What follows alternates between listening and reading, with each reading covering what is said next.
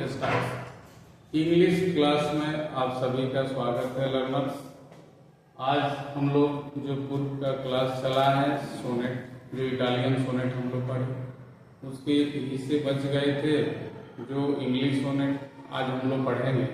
English sonnet को ही हम लोग शेक्सपियरियन सोनेट कहते हैं, जो शेक्सपियर के द्वारा रचित है, लिखित है। तो ये class Panacea for state Bihar state paper 1 paper 2 2025 के लिए। तो ये सोनेट की परिभाषा वंस अगेन मोर मैं उसको डिफाइन कर दे रहा हूँ कि sonnet is a poem of 14 lines. Sonnet का 14 लाइन की जितनी कविता है वो सब सोनेट का है, इसको सोनेट कहते हैं। तो ये इंग्लिश सोनेट है, इंग्लिश सोनेट कहिए या शेक्सपियरियन सोनेट कहिए, दोनों एक ही चीज है। English or Shakespearean sonnet was created in early 16th century। 16th century क्यों? क्योंकि ये शेक्सपियरियन सोनेट है। और Shakespeare was born on 23rd April 1564 at Stratford upon Avon in England।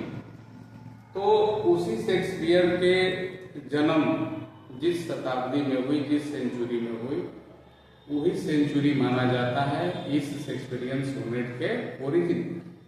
आगे हम पढ़ते हैं कि parts of sonnet, Shakespearean sonnet according to rhyme scheme. कह रहा है कि राइम स्कीम के हिसाब से इस इंग्लिश सोनेट का या शेक्सपियरियन सोनेट का राइम स्कीम क्या है।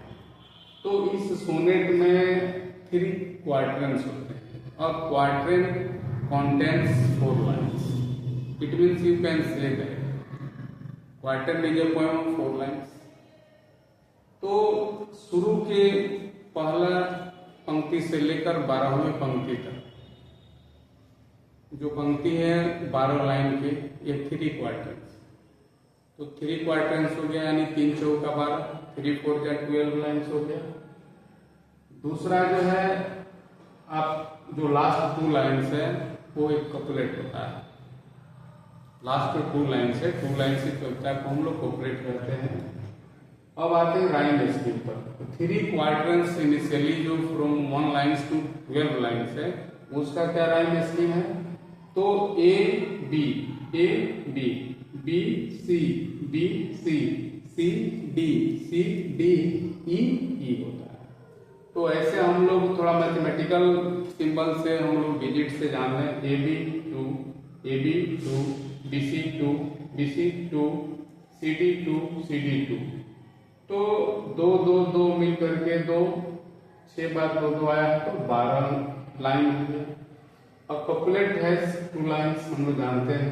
तो कपलेट का राइम स्कीम है ई और ई, यानी कि दोनों लाइन की अंतिम जो शब्द है वो एक दूसरे से मिलता है, तुकबंदी करता है।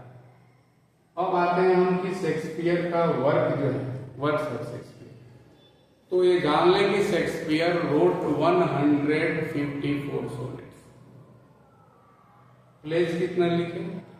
Shakespeare wrote 37 plays and the last Shakespeare composed 2 long narrative poems. Students, you are the hope and the future of the nation and I would like to elaborate the sonnet that is very useful for all of you to clear and crack state examination 2025।